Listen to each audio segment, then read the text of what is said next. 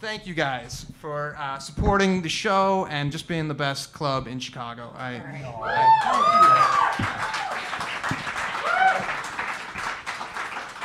What are you looking at? Nothing. Do you say that to Finkelman too when you're doing? You say that to the Shuba brothers? Is that your okay? I do Shuba's the first Thursday of every month. So let's start at the beginning. You guys grew up together. At least I know two of you did. And so to me, it sounds like the greatest thing in the world to open a bar with your best friends growing up, with your wife. What's wrong with that? Really? What? Yeah, tell me the dark side. It's a lot of work, pure and simple, but we get through it. We'll break. I mean, does that lead to? Have there been blowouts? Have been there huge fights? And walk me through those blowouts. Katie? I know. I want these guys to do the talking because I always do the talking. But I'll tell you, when we went to get the bank loan for the Hideout, which took us 3 years to do, basically, we would have opened. This should be our 18th anniversary because we started in 1992. We didn't have enough money, and the banks. We went to the banks and we said to them, "We got this great idea. It isn't just one person. It's 4 people. We all have jobs, and we want to buy this bar." And they're like, "Okay." No. And we're like, and we're friends. We've known each other for like 25 years, and we want to buy this bar and have this bar. And the banks were just like, "Do you know how many like guys want to buy a bar?" Because they were like friends. And so they were like, that's the reason why. And those bars never make it. And so anyway, so like. Come on, the first time we sat down with the accountant for the people that had this bar beforehand, he goes, "So what do you guys do?" And like, "Oh, I sell paper, and Tim's a teacher, and my brother's a financial planner, and Katie's not here." And then he goes, and then he goes, "Well, you guys will all be divorced." "Well, we're not married." He's like, "You'll be divorced, and you'll be alcoholics." And that was it. And we're like, "Okay, we're gonna get out of here." Yeah. Wow. We're not alcoholics. We only drink when we're on the stage. Shots. Shots. Oh wow. But they were. Oh, you know They what? were like that. We should have shots for everyone. Oh. Yeah, shots for everyone. That doesn't come out of my take at the end, does it? So that you're experiencing a Hideout moment where Katie's like, "We should have shots for everyone," and you saw Immer's face. He's the treasurer. Okay, let's do that. Let's go through roles. What does each person do? I know you do the intros. You know, just get bottles and pass them around. We were in order in a way. I'm the president of the Hideout.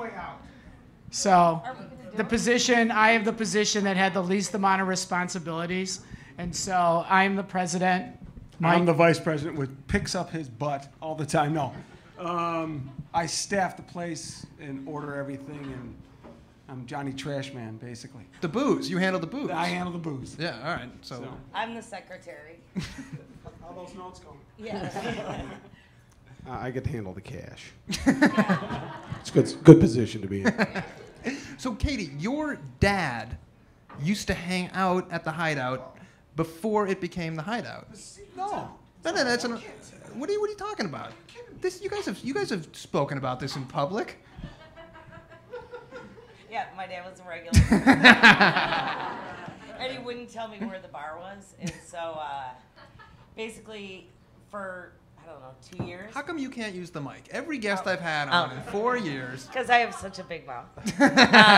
So we would drive around for like 2 years and try to find it. We never could. And finally my dad felt sorry for me and gave us boundaries. And so then we found it. We walked in and there were all these old factory workers here. And they were like, "Oh, no. Nicholson's daughter found the joint." So anyhow. So did it become a place where you hung out? Well, the thing is that we didn't really hang out here that much because it was the kind of bar when you came in, everyone had to buy a round for everyone. So It was open Monday through Friday from 11 till 8. yeah. What? Yeah. When we bought the Hideout, the hours in this club were 11 till 8. And these people Monday through Friday. And we thought, wow, there's an opportunity.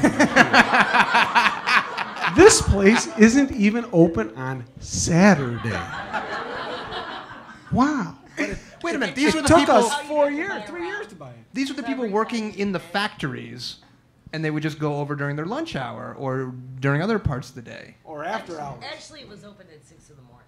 Remember? No, it wasn't. The license says that it was open from 11 till 8. That's what the license said.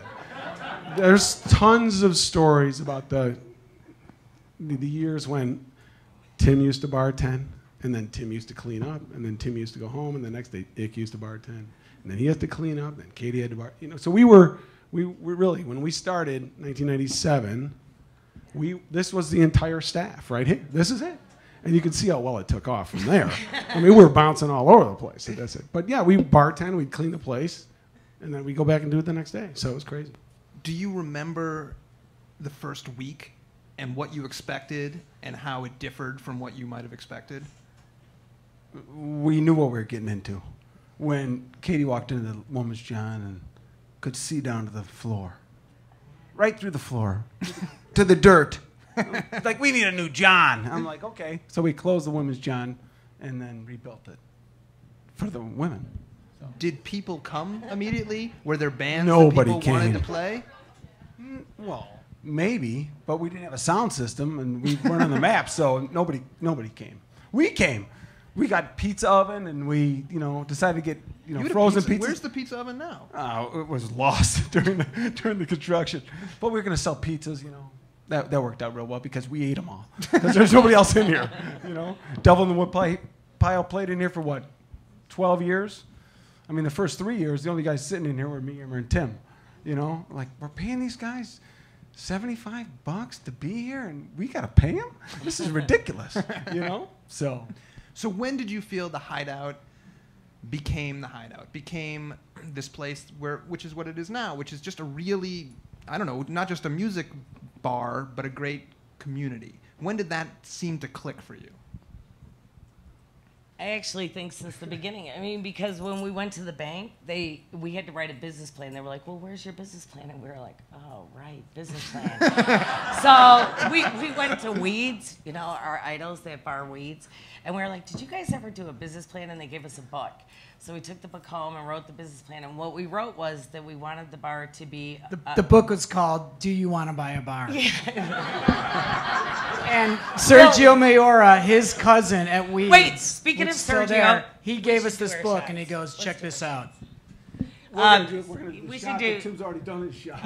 There, you can have some of mine. Oh, wait, we should wait till everybody else gets their shots. They're getting them on the way out. Yeah.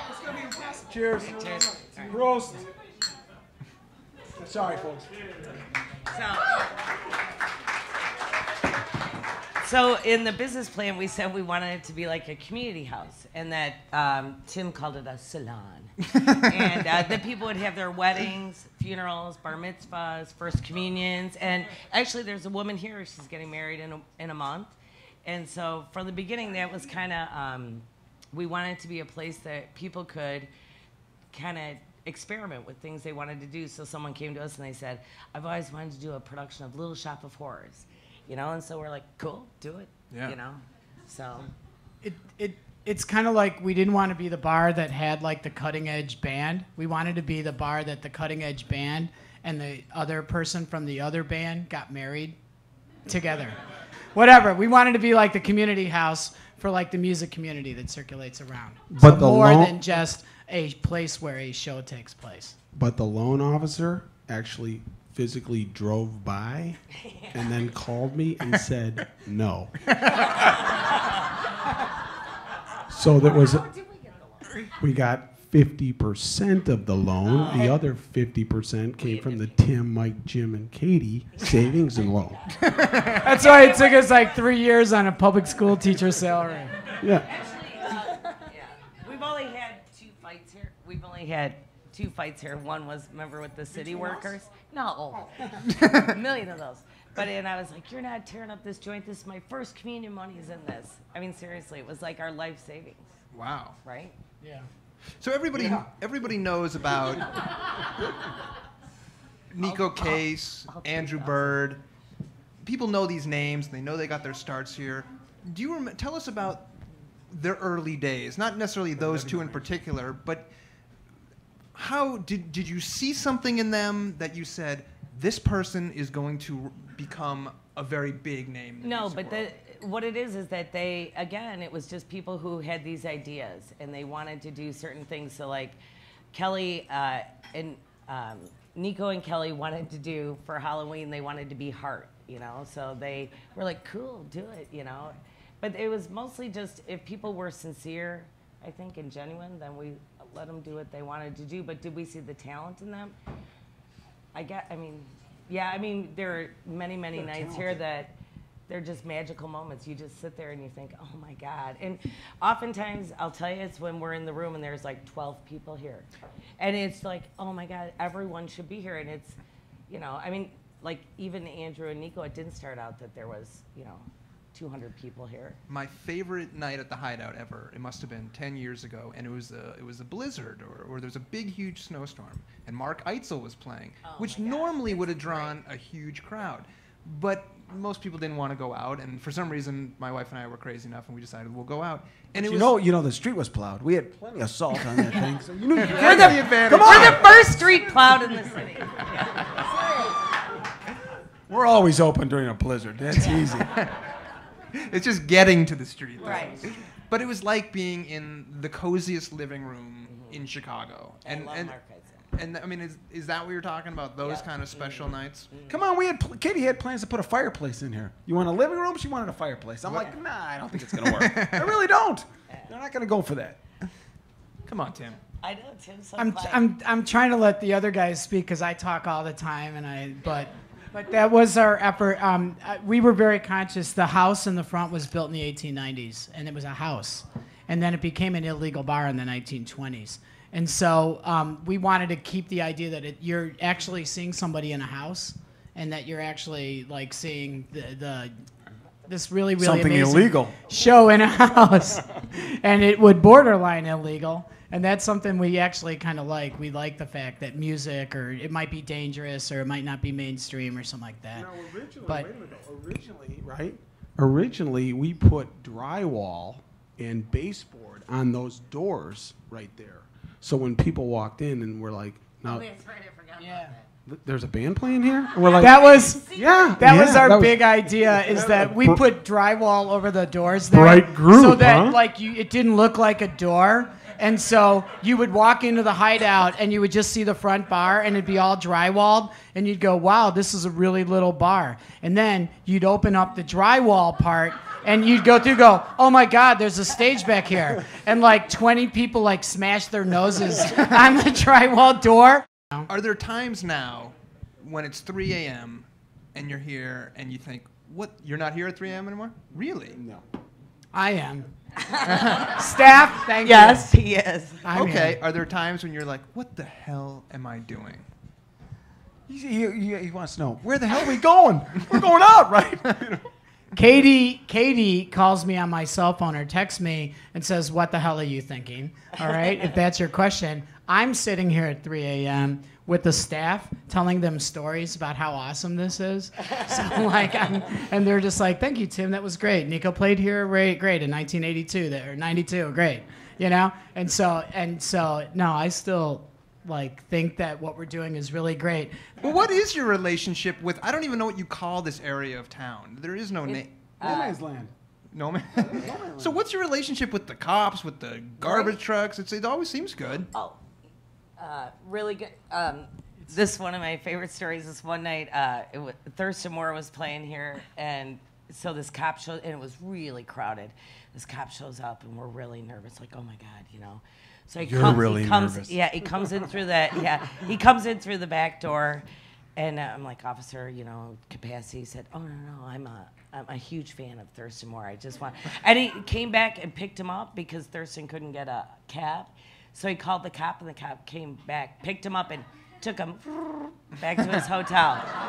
And we're like, love Chicago cops. In the 70s, this actually was a cop hangout, and they would actually park in this side lot. And the only reason I know this was one Saturday morning we were in here, and this is, right when we bought the place, 96, 97. And there used to be a metal grate that went across the door. Oh, right. Okay, nobody know. You guys don't know this stuff, but Smitty jumped in, and he was Smitty, our homeless friend. That was another debacle. But anyways, there was a padlock on this grate that came across the door, right? And these guys, I was in here doing something, maybe 11 o'clock, and they came pounding in for a beer. They were undercover cops, and I